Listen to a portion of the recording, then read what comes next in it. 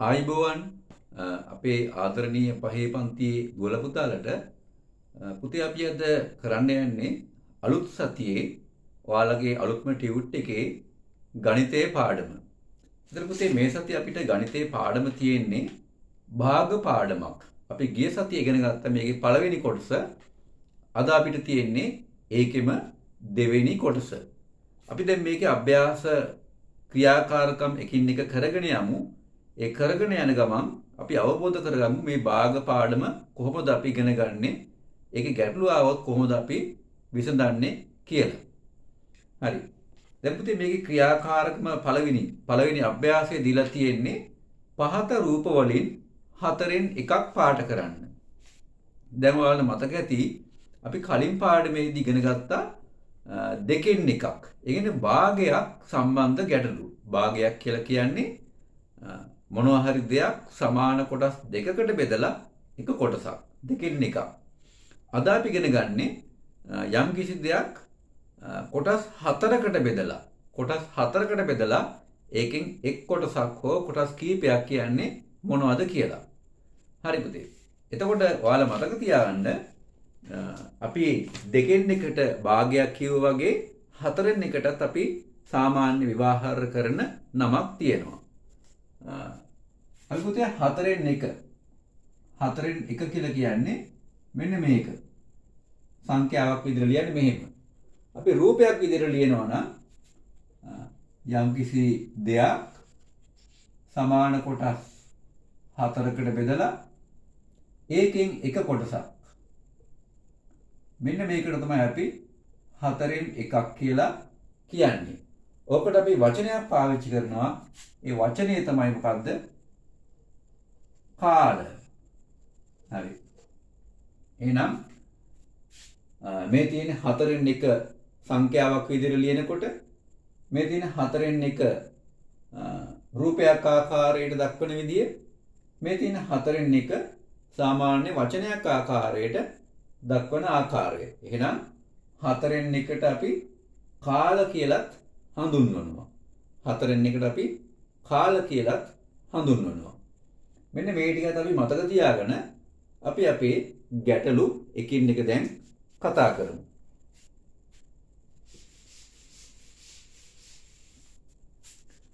මේක පුතේ පළවෙනි එක තියෙන්නේ අපි කතා කරුවා දැන් පහත රූප වලින් හතරෙන් එකක් පාට කරන්න. අපි දැන් බලමු හතරෙන් එකක් පාට කරන්න පුළුවන්. මතක තියාගන්න මේ පාට කිරීමේදී පුතේ ඔයාලා පාවිච්චි කරන්න ඕනේ අනිවාර්යයෙන්ම පාට පැන්සල්. පැස්ටල් පාවිච්චි කරන්න එපා ගණිතය වගේ දේවල් වල වර්ණ කිරීම වලට. පාට පැන්සල් ඒ වගේම පුතේ මේ පාට පැන්සල් වලත් පාවිච්චි කරන්න ඕනේ ලා පාටවල්. අපි දැන් යම්කිසි රූපයක් කොටස් කීපයකට බෙදුවාම ඒ බෙදන්නේ පැන්සලෙන්. අපි සාමාන්‍ය ලියන පැන්සලෙන්.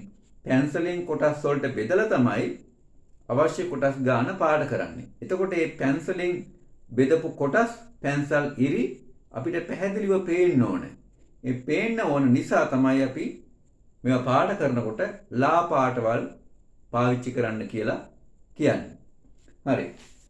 අපි දැන් බලමු මේ රූප ටික මොනවද කියලා. පළවෙනි රූපේ තියෙන්නේ වෘත්තයක්. වෘත්තයක් අපි දන්නවා සමාන කොටස් හතරකට බෙදන්න පුළුවන්. මේකෙන් එක කොටසක් පාට කරන්න ඕනේ. මේක ඔයාලා පාට කරන්න ඕනේ පාට පැන්සල් වලින්. ඊළඟට අපිට දෙන්න තියෙනවා සමචතුරස්‍රයක්.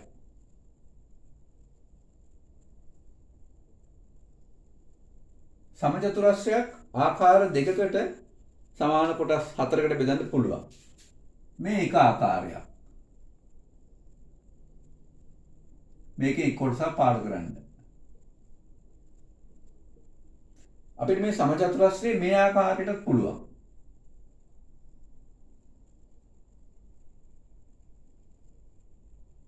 මේවත් සමාන කොටස් හතරකට බෙදන්න පුළුවන්. හතරෙන් අපි එක් කොටසක් පාට කරනවා. මේ ආකාරයට. අපිට ඊළඟ රූපේ තියෙන්නේ ඍජු කෝණාශ්‍රයක්.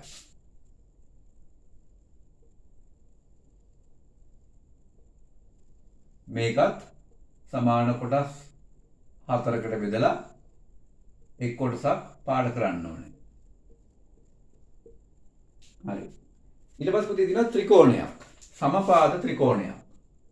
එතකොට මෙන්න මේ ත්‍රිකෝණය සමාන කොටස් 4කට බෙදද්දී සමහර අය මේක වරද්ද ගන්නවා.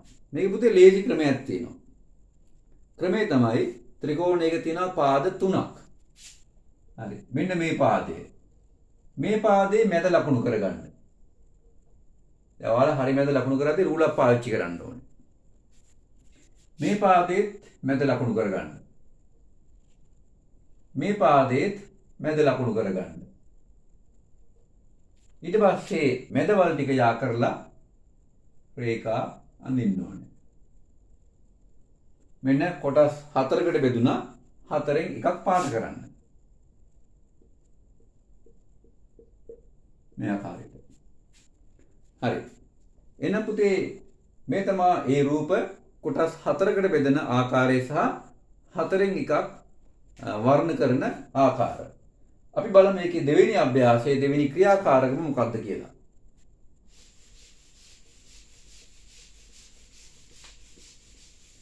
දෙවෙනි ක්‍රියාකාරකම තියෙන්නේ දී ඇති රූප වලින් 4න් 3ක් පාට කරන්න. අපි මේ රූප ටික අඳිමු එකින් එක.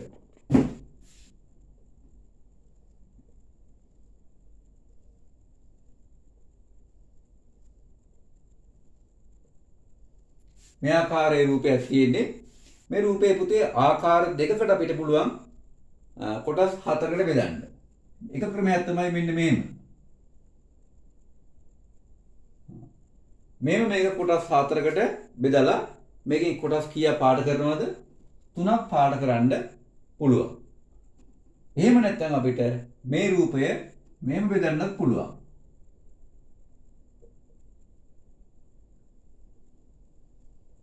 මේ ආකාරයකට කොටස් 4කට බෙදන්නත් පුළුවන්. ඔයාලා කැමති ආකාරයකට බෙදලා පාට කරන්න. මේ කොටස් කීයක් පාට කරනවද? 4න් 3ක්.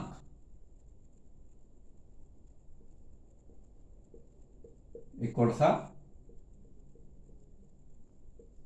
2යි කොටස් 3ක් පාට කිරිය හැකියි. ඊළඟට තියෙනවා මේම හැඩේ රූපයක්.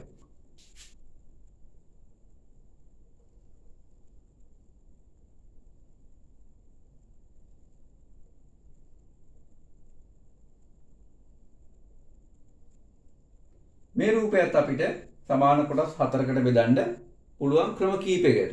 එකක් තමයි මෙන්න මේ ආකාරයට. සමාන කොටස් 4කට බෙදිය හැකියි.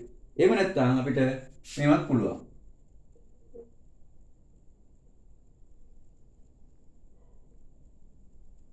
මේ බෙදන්නත් පුළුවන්. අපි දැන් මෙහෙම ඒ ක්‍රම දෙකෙන් කැමති එක් විදිහකට බෙදලා 4න් 3ක් පාට කරන්න ඕනේ.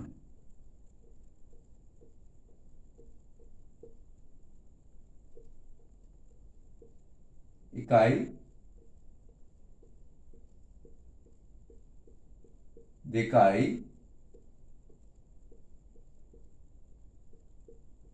තුනයි. ඊළඟ අපිට තියෙනවා තවත් හැඩයක්.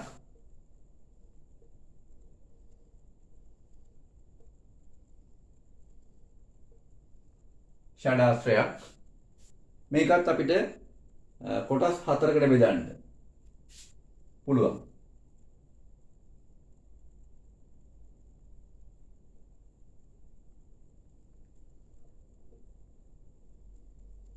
මේ ආකාරයට කොටස් 4කට බෙදිය හැකි. බෙදලා මේකෙන් අපිට කැමති කොටස් 3ක් පාට කරන්න පුළුවන්. එකයි දෙකයි තුනයි.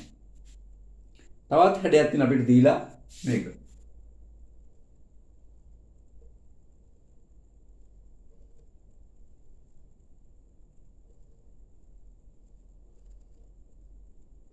මේකත් අපිට කොටස් 4කට බෙදන්න පුළුවන්. මේ ආකාරයකට කැමති කොටස් 3ක් පාට කරන්න. එකයි දෙකයි තුනයි. මේ ආකාරයට. හරි. එතකොට මේ රූපක ගැටලු අපිට මේ ආකාරයට විසඳන්න පුළුවන්. අපි බලමු දැන් ඊළඟ ක්‍රියාකාරකම මොකක්ද කියලා. පුතේ ඊළඟ ක්‍රියාකාරකම තියෙන්නේ පහත රූප කට්ටලවල දී ඇති භාග ප්‍රමාණ පාට කරන්න. පළවෙනි රූප කට්ටලේ තියෙන වෘත්ත දීලා තියෙනවා 12ක්. වෘත්ත 12ක් දීලා තියෙනවා. අපි බලමු මේක දැන්. 1යි 2යි 3යි 4යි 5යි 6යි 7යි 8යි 9යි 10යි 11යි 12යි. එතකොට පුතේ මේ වෘත්ත කට්ටලෙන් අපිට කියනවා 4න් එකක් පාට කරන්න. මේක පාට කරන්න ඕනේ 4න් එකක් පාට කරන්න ඕනේ. එහෙනම් පුතේ අපි මුලින්ම කරන්න ඕනේ මේ වෘත්ත කට්ටලේ 4න් එකක් පාට කරනවා නම් මුලින්ම කරනවා මේක සමාන කොටස් 4කට බෙදා ගන්න ඕනේ. මේ වෘත්ත 12 සමාන කොටස් 4කට බෙදන්න ඕනේ. ඒ කියන්නේ 12 බෙදන්න ඕනේ සමාන කොටස් 12 බෙදන්න ඕනේ සමාන කොටස් 4කට. 12 බෙදුනහම 4න් එක ගොඩකට කීයක් එනවද? 3ක් එනවා. එහෙනම් අපි මේක බෙදන්න ඕනේ 3 3 3 3 සමාන ගොඩවල් 4කට. 1යි 2යි මෙන්න එක ගොඩක්. මේ එක ගොඩක්. මේ තව ගොඩක්. ගොඩවල් 2යි ගොඩවල් 3යි ගොඩවල් 4යි. ඔන්න මේ වෘත්ත 12 සමාන ගොඩවල් 4කට බෙදුවා. දැන් මේ ගොඩවල් 4න් එක ගොඩක් පාට කරන්න. අපි මේ ගොඩ පාට කරමු.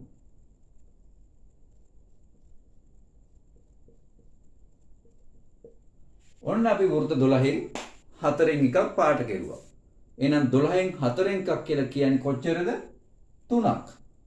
12කින් 4න් එකක් කියලා කියන්නේ ඒ ප්‍රමාණය කීයද? 3යි. අපි ඊළඟ ගාන බලමු.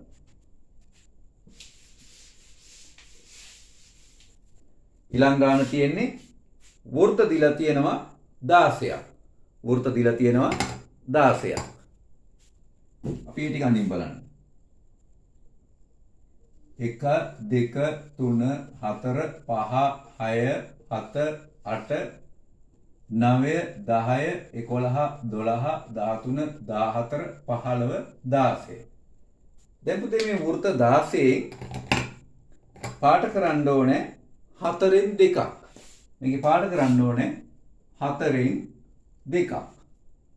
එහෙනම් මුලින් මොකද කරන්නේ? මෙතන වෘත්ත තියෙනවා 16ක්. වෘත්ත තියෙනවා 16ක්. මේ 16 බෙදන්න ඕනේ ගොඩවල් 4කට. ඒ කියන්නේ 16 බෙදන්න ඕනේ 4කට. 16 4න් බෙදුනහම කීයද? 16ට 4 ඒවා 4යි. එහෙනම් මේ වෘත්ත 16 ගොඩවල් 4කට බෙදුනාම එක ගොඩකට එනවා 4ක්. එක ගොඩකට එනවා 4ක්. අපිට මේක ලේසියෙන් මේ ආකාරයට බෙදන්න පුළුවන්. මෙන්න.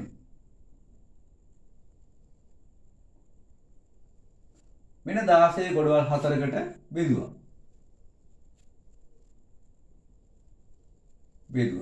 මෙන්න වෘත්ත 16 ගොඩවල් 1යි 2යි 3යි 4යි. දැන් මේ ගොඩවල් 4න් ගොඩවල් 2ක් පාට කරන්න ඕනේ. ගොඩවල් 2ක් පාට කරන්න.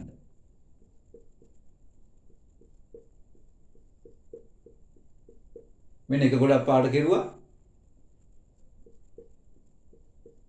මෙන්න ගොඩවල් 2ක් පාට කෙරුවා. ඔන්න 16කින් 4න් 2ක් පාට කෙරුවා. එතකොට පුතේ යම් කිසි දේවල් 16කින් 4න් 2ක් කියන්නේ කීයද? 4යි 4යි 8යි. එහෙනම් 16කින් 4න් 2ක් කියලා කියන්නේ 8යි. අපි බලමු ඊළඟ ගාන.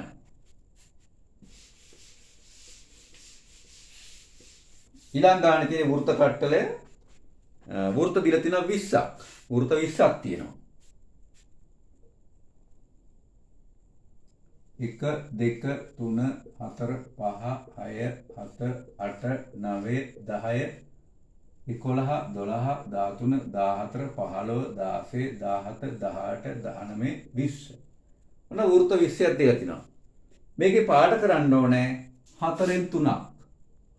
4න් 3ක් පාඩ කරන්න ඕනේ. එහෙනම් මුලින් මොකද්ද කරන්නේ? මේ වෘත්ත 20. මෙතන මේ තියෙන වෘත්ත 20ක් තියෙනවා. මේ 20 බෙදෙනවා ගොඩවල් 4කට. 20 බෙදෙනවා 4න්. 20ට 4 ඒවා කීයක් තියෙනවද? 5යි. එහෙනම් මේක ගොඩවල් 4කට බෙදෙනකොට එක ගොඩකට අයිති වෙන්න ඕනේ 5ක්. අපි යන එක ගොඩකට 5ක් කියන විදිහට බෙදමු. 1 2 3 4 5. 1 2 3 4 5.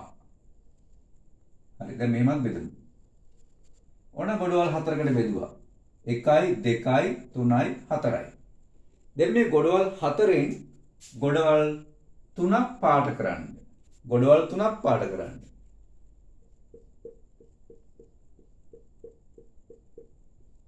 මෙන්න එක ගොඩක් පාට කෙරුවා.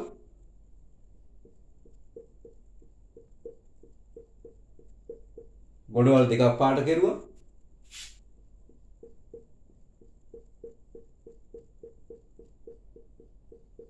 මෙන්න ගොඩවල් 3ක් පාට කෙරුවා. එහෙනම් මෙතන කට්ටල රූප තියෙනවා 20ක්. 20කින් 4න් 3ක් කියන්නේ කොච්චර ප්‍රමාණයක්ද? 20කින් 4න් 3ක් කියන්නේ 5යි 10යි 15යි. 20කින් 4න් 3ක් කියන්නේ 15යි. අපි ඊළඟ ගාන බලමු.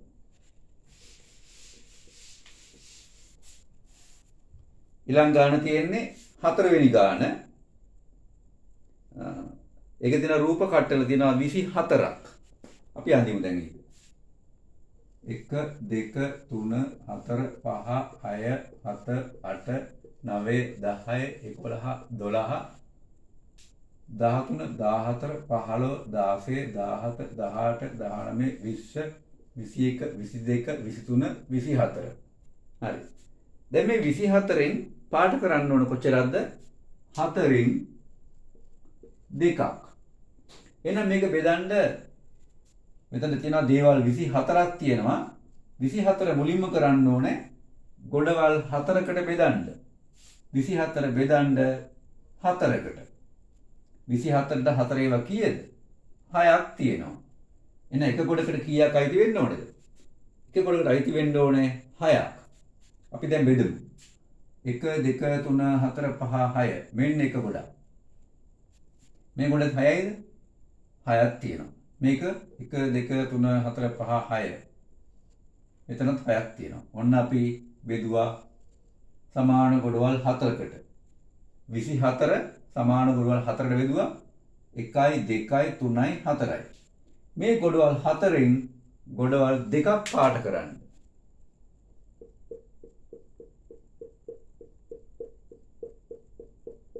එක ගොඩයි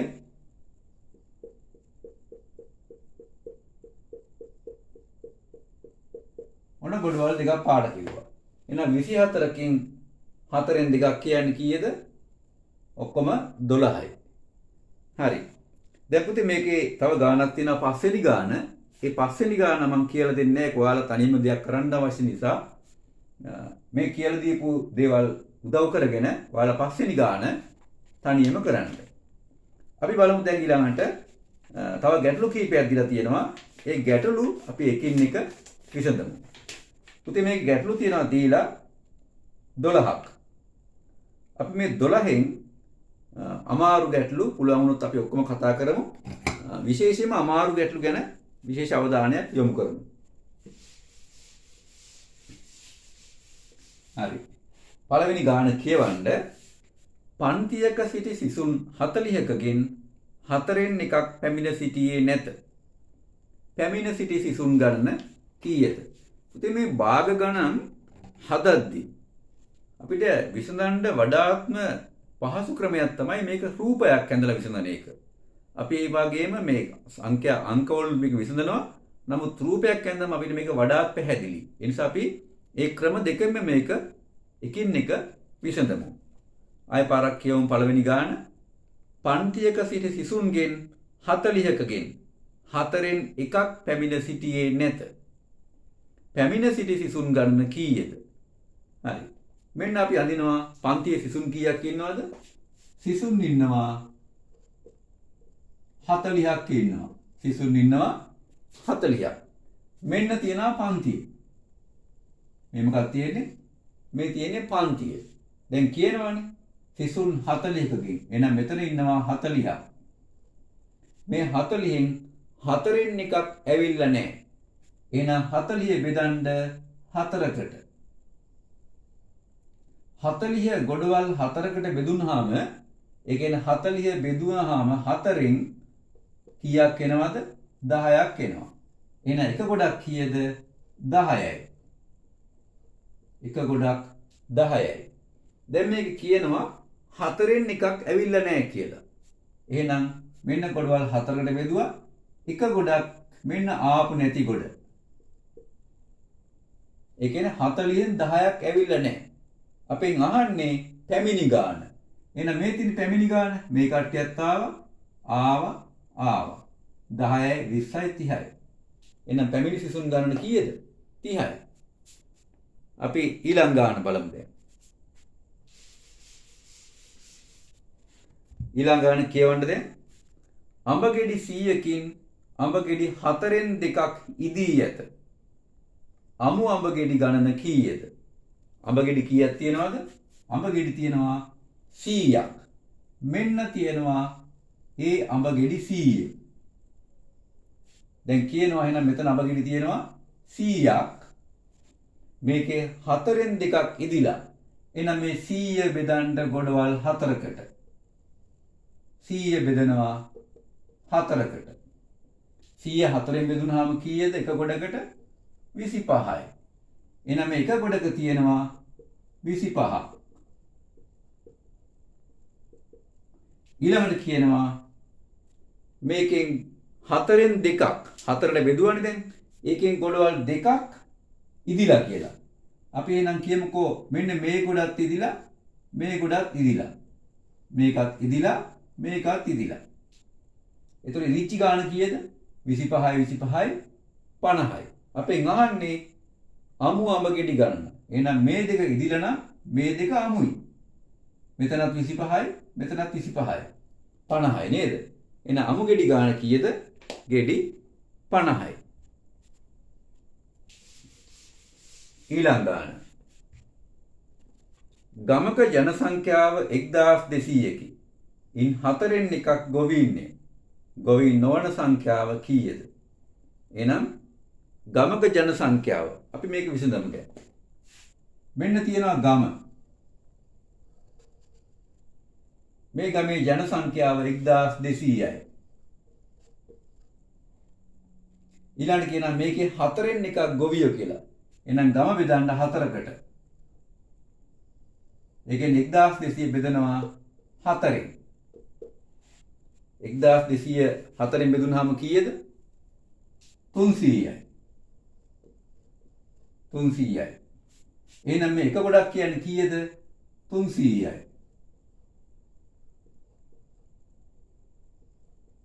300යි. දැන් මේක කියනවා මොකද්ද? 4න් එකක් ගොවියෝ. එහෙනම් දැන් 1200 මේ තියෙන්නේ. ඒක බෙදුවා කොටස් 4කට. 4න් එකක්. අපි ගමුකෝ මෙන්න මේ කෑල්ල. මේ කෑල්ල ගොවියෝ. එහෙනම් මේ කෑල්ල නම් කරමු ගොවියෝ කියලා. එහෙනම් මේ කෑල්ල ගොවියෝ නම් මේ තුන මොනවද? ගොවියන් නොවන අය. ගොවියන් නොවන අය. එහෙනම් ගොවියෝ ගාන 300යි. ගොවියන් නොවන ගාන තියෙනවා 300 3ක්. 300 3ක් කීයද? 900යි. එහෙනම් අහන්නේ අපෙන් ගොවීන් නොවන සංඛ්‍යාව 900යි. අපි ඊළඟ ගාන බලමු.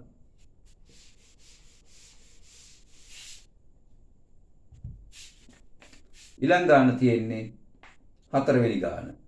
පාසලක සිටින සිසුන් සංඛ්‍යාව 1000යි. ඉන් 4න් 2ක් ගැහැණු ළමයි ඉන්නේ. පිරිමි ළමයි ගණන කීයද? මෙන්න තියෙනවා පාසල. මේ තියෙනවා පාසල. හරිද? එතන මේ පාසලේ සිසුන් සංඛ්‍යාව 1000යි. මේකේ ළමයි ඉන්නවා 1000. ඒ 1000 හතරෙන් දෙකක් ගැහැණු ළමයි. එහෙනම් මේ 1000 බෙදනවා හතරකට. 1000 හතරෙන් බෙදුනහම 250යි එක ගොඩකට. එහෙනම් දැන් 1000 බෙදන්න හතරට.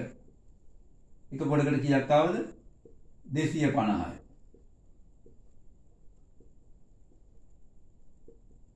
හරි. ඊට පස්සේ කියනවා මේකේ හතරෙන් දෙකක් ගැහැණු ළමයි. එහෙනම් අපි මේකේ ගොඩවල් දෙකක් ගැහැණු ළමයි. මේ ගොඩක් ගැහැණු, මේ ගොඩක් ගැහැණු. 250ව දෙකක් කීයද? 500යි. එහෙනම් මේ 1000න් 500ක්ම ගැහැණු ළමයි. පිරිමි ළමයි ගාන කීයද එහෙනම් මේ දෙක? එතනත් 500යි. 250ව දෙකක්නේ. පිරිමි ළමයි ගාන අහන්නේ කීයද ගාන?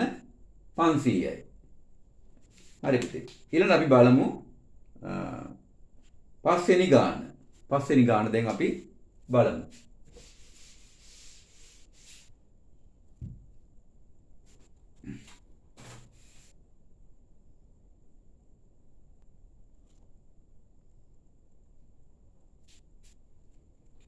හරි මේකේ පස්වෙනි ගාන තියෙන්නේ පොල් ගොඩක ගෙඩි 600ක් ඇත. ඉන් 4න් 3ක් විකුණුවේ නම් ඉතුරු පොල් ගෙඩි ගණන කීයද?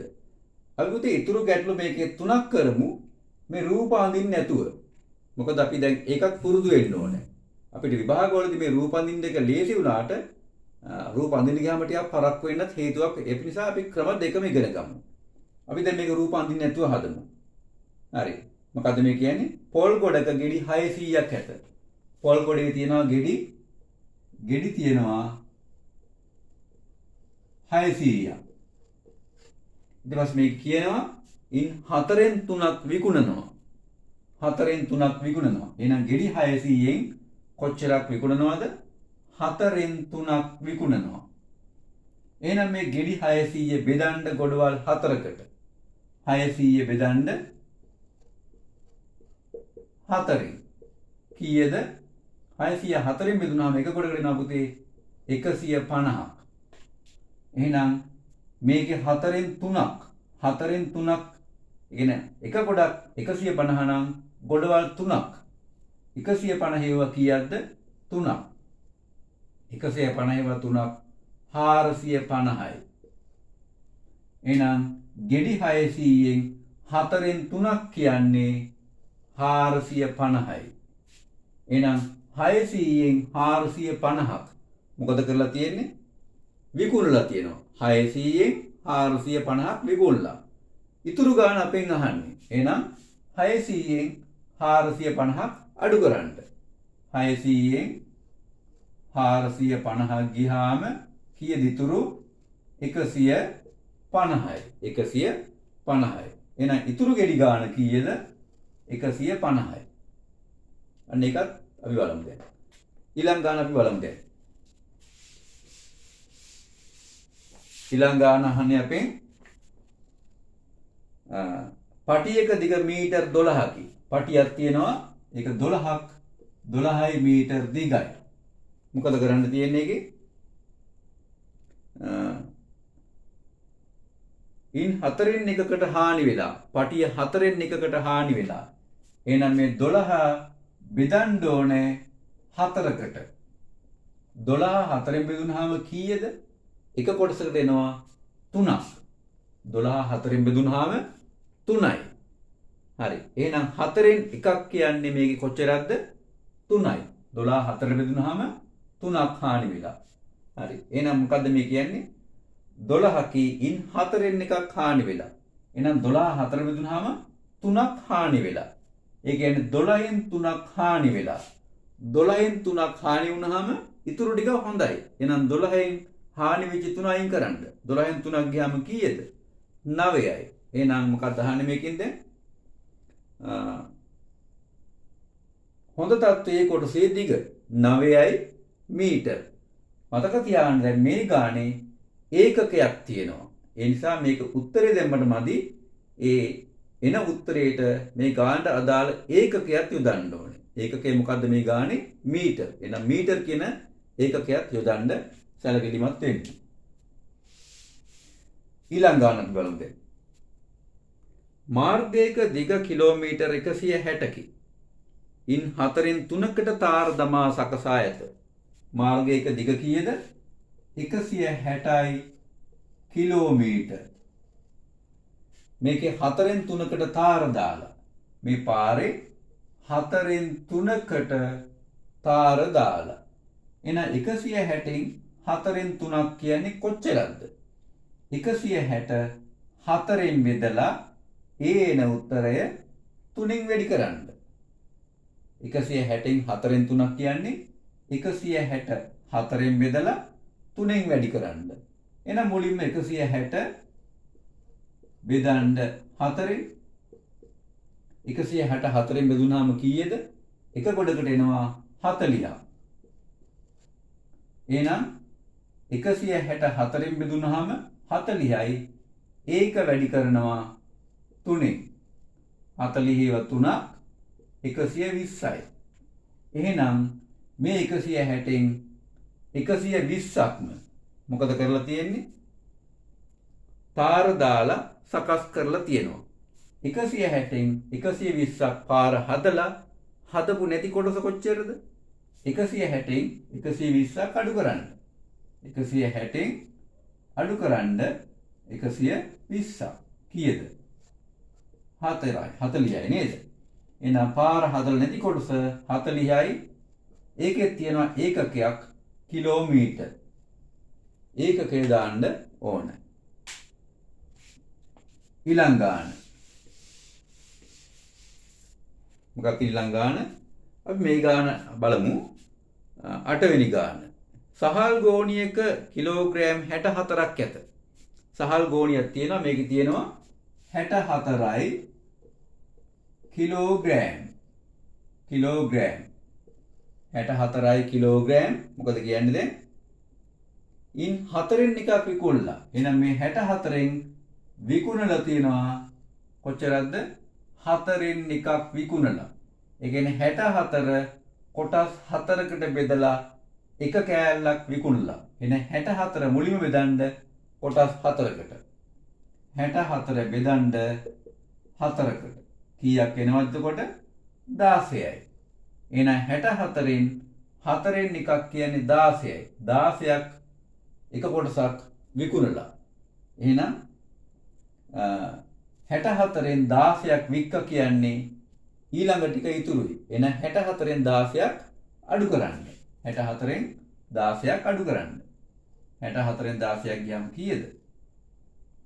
8යි 48යි. මේකේ තියෙන පුතේ ඒකකයක්. මොකක්ද ඒකකය? සහල් කිලෝග්‍රෑම්නේ. කිලෝග්‍රෑම් කියන ඒකකය දාන්න ඕනේ. හරි. එතකොට පුතේ මෙන්න මේ විදිහට අපිට මේ ගැටලුව විසඳන්න පුළුවන්. මේක වඩාත්ම පහසු ක්‍රමය තමයි අර රූප ඇඳලා විසඳන එක. ඒකත් පහසුයි. වැඩි වෙලාවක් ගත වෙන්නේ නැහැ. අවශ්‍ය කෙනෙකුට රූප අඳින්න නැතුව මේ විදිහට කරන්නත් පුළුවන්.